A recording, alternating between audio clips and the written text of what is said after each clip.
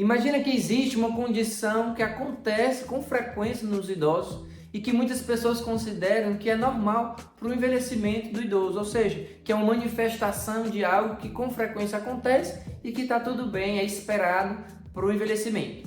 Não é bem assim. Imagina essa condição tendo manifestação como alteração do humor, dificuldade para dormir e até dificuldade para aceitar a alimentação, rejeitando e muitas vezes a pessoa se queixando na consulta de falta de apetite. Pois bem, eu vou compartilhar com você então a história de uma das minhas pacientes que me procurou nesse semestre para poder você conseguir visualizar melhor aquilo que eu quero compartilhar com você. Essa condição que na verdade ela não é algo normal, mesmo com o envelhecimento. Ela tem uma facilidade maior de acontecer, mas a gente consegue manejar se a gente entender quais são as estratégias corretas para poder melhorar essa condição e não causar tantas outras condições como foi o que aconteceu com a Dona Socorro. Compartilho então a história da Dona Socorro, uma paciente real minha, que ela me procurou no primeiro semestre desse ano. Ela tem 72 anos de idade. Ela veio com uma filha. A Dona Socorro ela faz uso de losartana, hidroclorotiazida, amlodipino e uma medicação para o diabetes, que é a metformina. Você consegue já começar a perceber que são medicações de uso comum.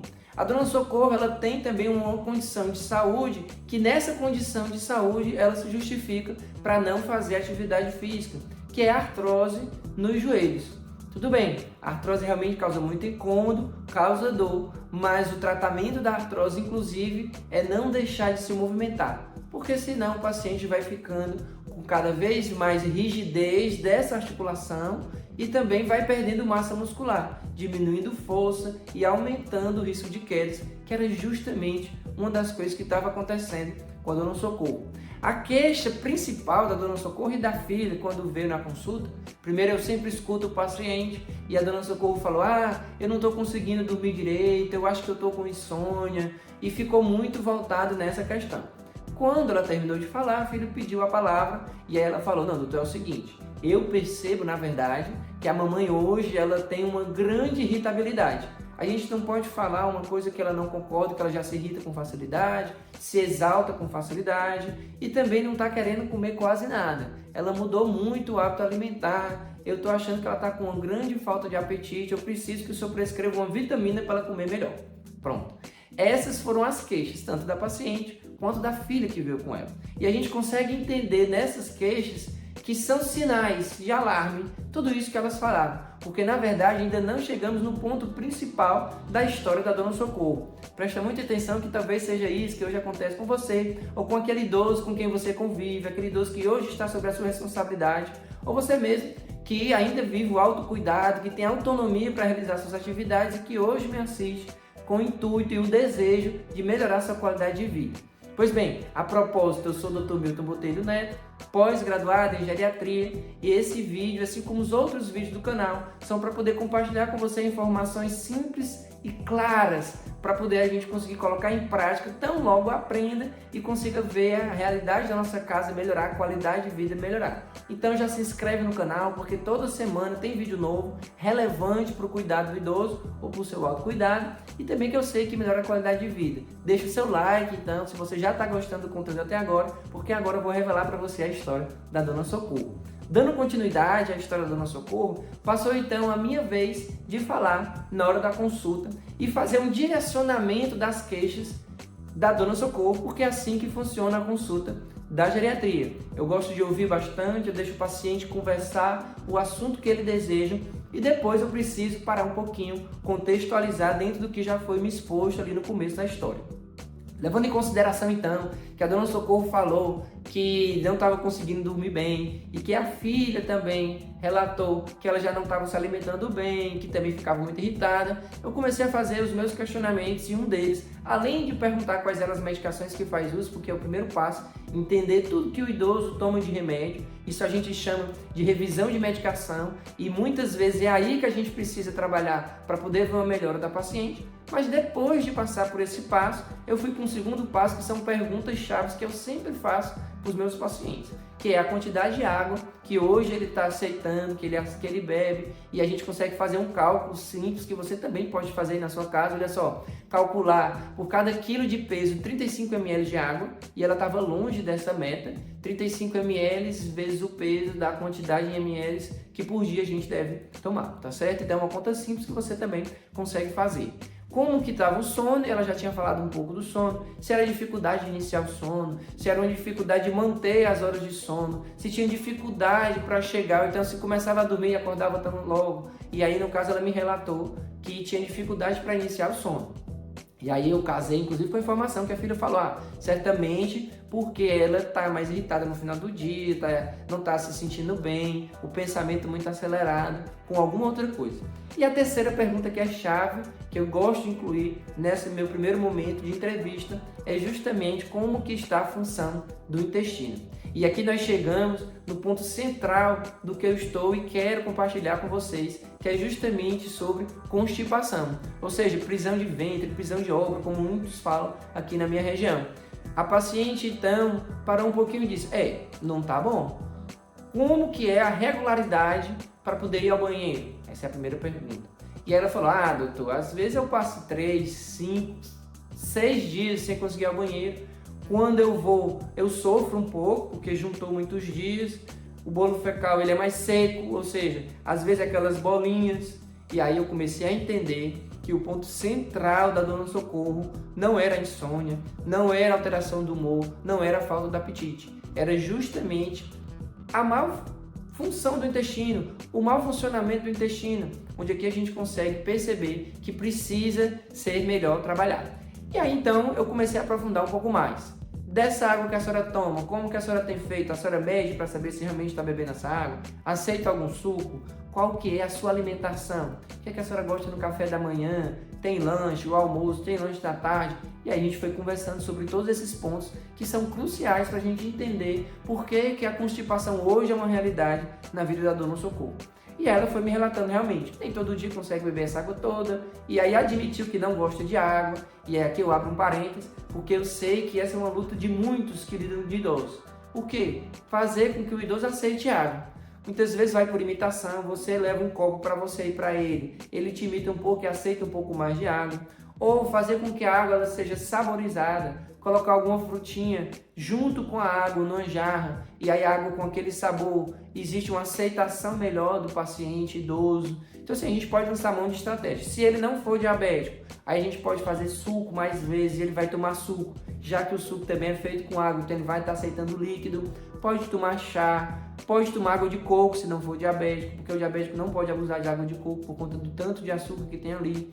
Então assim, a gente vai lançando mão de estratégias, que foi o que eu comecei a questionar do nosso socorro e entender que ela bebia realmente muito pouca água, que por conta da artrose ela estava se movimentando muito pouco, e o movimento ele ajuda também na função intestinal. Então ela precisava se mexer mais, se movimentar mais, fazer uma atividade física porque ela estava sedentária, e também perceber que há muitos do que ela estava comendo não ajuda em nada a função intestinal. Opção de fruta, dona Socorro? Eu só gosto de banana. E ela comia 2, 3 bananas às vezes no dia, e isso infelizmente realmente causa muita constipação. A gente mora num país tropical que tem uma diversidade de frutas, independente da região onde você mora, tem sim possibilidades outras além da banana, para poder não ser só a banana ou a maçã sem casca, que a gente sabe que tem a propriedade de prender mais o intestino.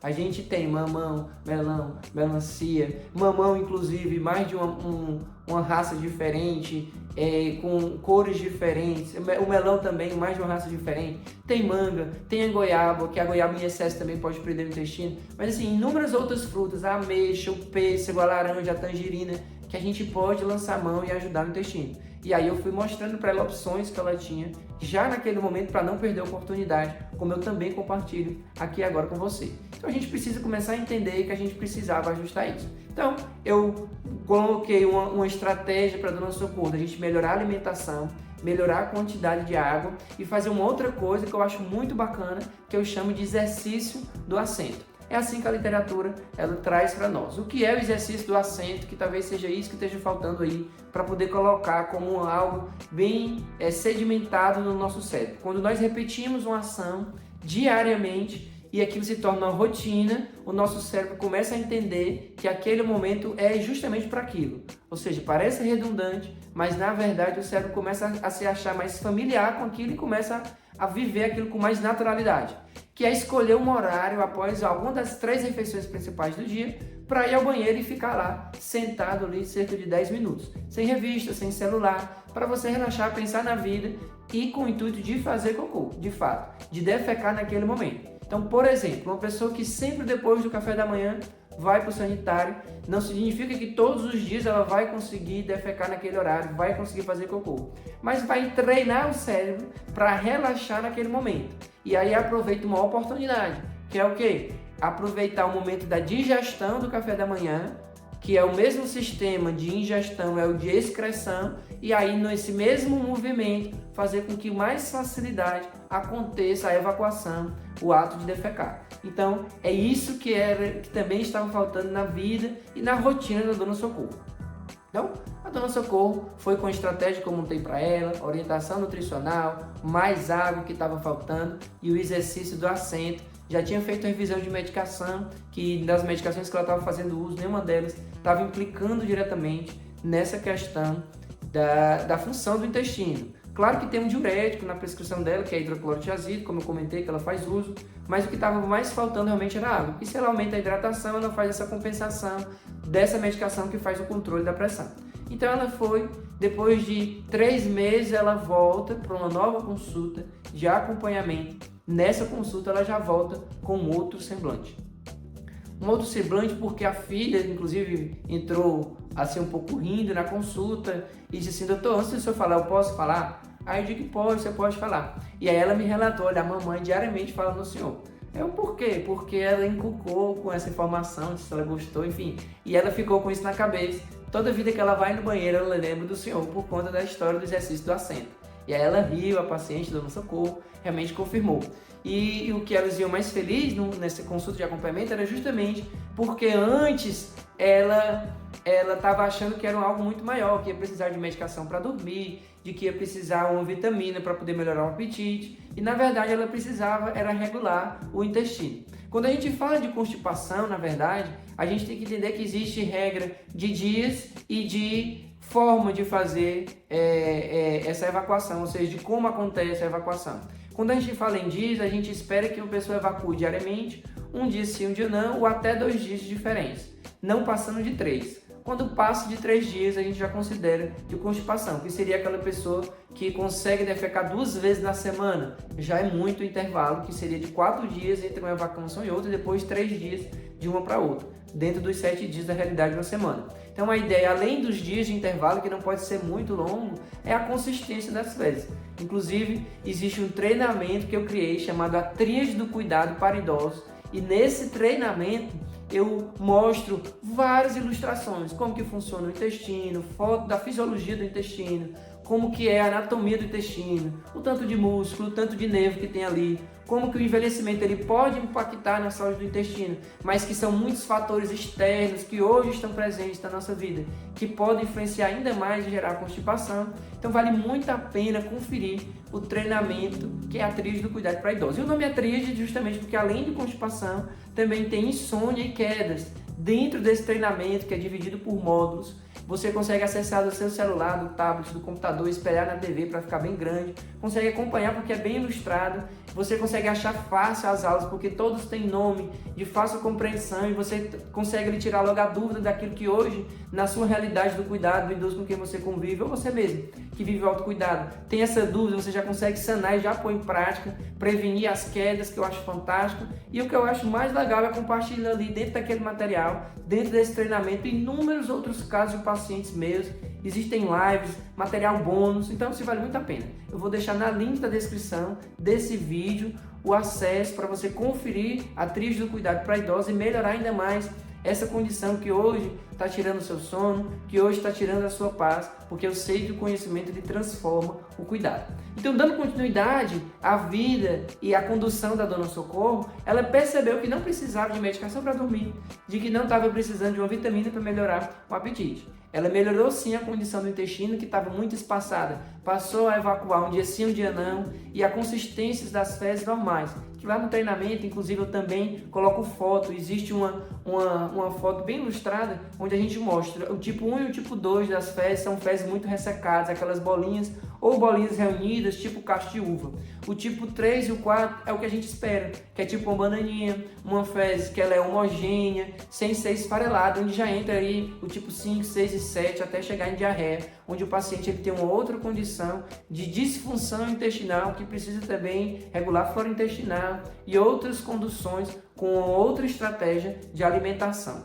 Então assim, a Dona Socorro ficou muito feliz porque ela conseguiu ver que eram mudanças simples que ela conseguia implementar na vida dela. Inclusive ela voltou me relatando que estava fazendo a hidroginástica, que foi o exercício que eu orientei para ela, porque é um exercício que tem muito menos impacto no joelho e que também movimenta, que também faz ela ter um momento social e com o movimento ajuda a melhorar a função intestinal. Então assim, se você entendeu que são medidas com o conhecimento que a gente tem, de que podem ser implementadas na nossa vida, como nesse caso da Dona Socorro, onde olhando para a realidade dela, talvez você tenha visto algo da sua realidade ou do idoso que hoje convive com você, que a gente consegue transformar de forma prática, real, na nossa vida, aquilo que pode fazer grande diferença e trazer um grande impacto, sem pensar que tudo é remédio. Claro que quando precisa a gente associa e no treinamento, inclusive, eu coloco as informações relacionadas quando a gente precisa pensar em remédio. Mas eu sei que a constipação, ela pode gerar sim irritabilidade, inclusive até depressão, porque o paciente, ele entra num ciclo de preocupação, de angústia, fica sem comer porque está muito cheio, muito empachado, e isso gera uma bola de neve que faz com que ele seja ríspido com seus familiares, não consegue dormir direito porque chega no final do dia, está sufocado e não conseguiu alimentar, e começa a pensar que está com uma doença muito grave e que não sabe como que vai solucionar isso. E tudo está relacionado com a má função do intestino. E a gente consegue organizar isso sim de uma forma concreta. Por isso que no treinamento eu coloco bem ilustrado exemplos de receita, inclusive como que a gente consegue fazer, e você também consegue colocar em prática aí dentro da sua realidade. Então se você gostou desse conteúdo, compartilha com quem você sabe que também cuida de algum idoso, deixa o seu like, porque assim o canal ele cresce, mais pessoas vão ser impactadas com essa informação. Pode ser inclusive que um comentário que você deixa aqui no canal também seja aquilo que vai basear o próximo vídeo que eu vou alimentar aqui, porque é um grande prazer poder compartilhar informação e transformar a vida das pessoas. A gente se vê então no próximo vídeo.